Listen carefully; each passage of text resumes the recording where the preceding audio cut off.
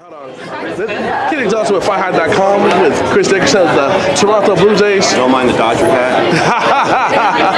Can you just talk about your love for boxing and MMA? Well, boxing for sure, because Matt and I actually were invested in a CrossFit gym together, and we recently, as of November last year, put in a boxing gym. So with one of our partners, Iron Boxing, we've been doing boxing classes at the gym that have been really successful. People seem to love it, and me and my buddy Darren kind of got real serious. We had the headgear, the boxing, everything. You know, we started sparring, but it's really something that was my #1 form of conditioning last year, and it's something that I kind of take pride in as I've gotten into it as far as form and technique and kind of getting your own style of boxing. And you know, when I did this, it wasn't more, you know, it was missing the season was part of it, but more I'm going to miss, you know, boxing in the off season. So, you know, this is part of my recovery to get back in the ring and do my conditioning. I think it's great hand-eye coordination, and but ever since I got into it, like, I've been watching boxing like crazy. So I've been looking forward to all the great HBO fights, and watching the Pacquiao Mayweather fight was incredible.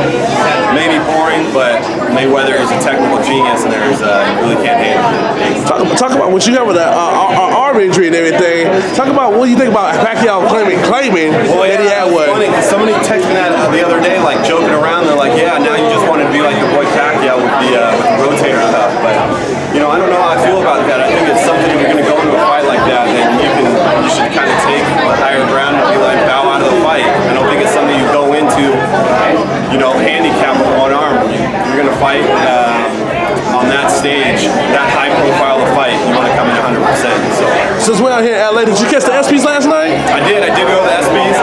Yeah, it was good. That's the best award show you can go to. I mean, obviously not biasly speaking as an athlete, but yeah, it was interesting. It's one of my favorite events to go to, and it was interesting.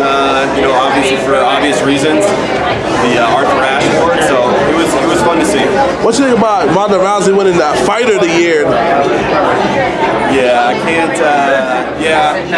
agree with that. I think a lot of people, there's some great, absolutely tremendous fights. Triple G probably would Fighter of the Year, probably Triple G. The year that he's had has been pretty impressive. I think MMA's been kind of the mainstream thing right now, and she won that one fight in incredibly convincing fashion. But I think the Fighter of the Year would probably be Triple G. Would you be a Triple G fan? Who you want to see him get in that ring with, that big name, since he hasn't had one? Nobody wants to get in the ring with him right now. It's just anybody. But I don't think nobody's willing to step in front of that power right now. So it's going to take a bold fighter to get in there. I was talking about 3 days, and you tell me how they stack up. Canelo, how's he stack up Canelo? He doesn't.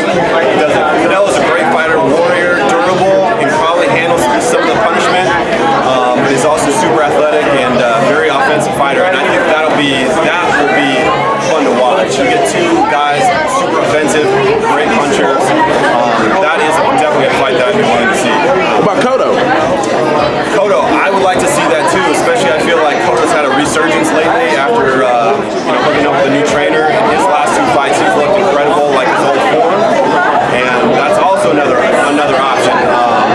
Cotto's kind of a bigger guy, and I think him being a southpaw, and I think that would be a good fight too. So there's 3 fights that could go down. The last one is Andre Ward. He don't want none of that, does he? No. He wants to be the aggressor. He doesn't want the fear of somebody of having that type of power coming at him. So, but I think Canelo's up for the challenge, because that's the way he fights. He fights fearless, and I think the new Cotto, technical, and still has that power and ferocity that he did when he was first coming up. So either way, I'd love to see those 2 fights, but I don't think Ward is ready. Thanks for your time, Chris. Hope you get better, man. Heal up that arm faster than Pacquiao. Yeah, I will.